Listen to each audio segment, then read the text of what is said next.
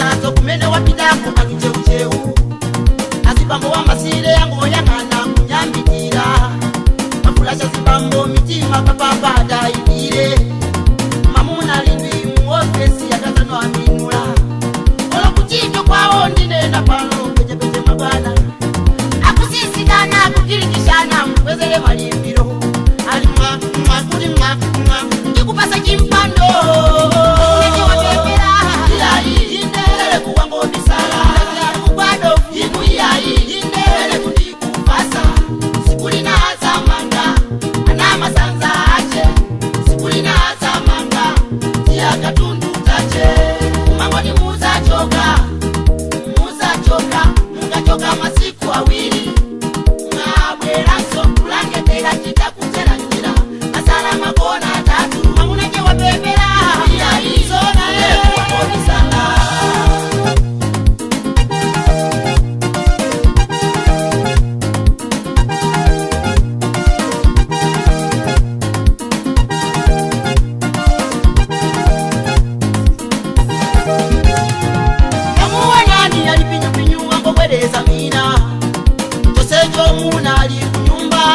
moto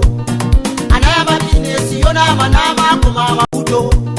kimaso beruberu kwa kastomala kwena echikondi sono amuna so amasiku ano angodaifira ulibe banyazi ukupanga zipenzi uliba banja mamuna nakete sikuti disiu uzaziona akazanga bika uzakumbuka ubino waje leo kukweza moto kuyanga munyada munala siweweka machito sindinga kutike sindima kubala mpawika poro kanda patuwe eti za kukuza zikani nyaza zikani kwa na uchoke mwenye watepera yai indele kuwango misala kupado inu yai indele kundikupasa sikuli na haza manga anama sanza ache sikuli na haza manga tia katundu tache mambo ni muza choka mungachoka masiku awili ngabwera nso kulangetera chitakutera njira masala makona tatu mamunake wapepera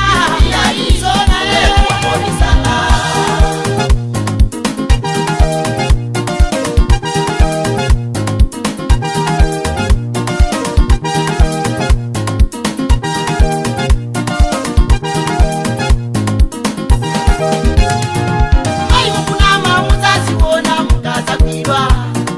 mukuyenda zokusa ndiya munaenda bwachimusite musatenge chiteze kupata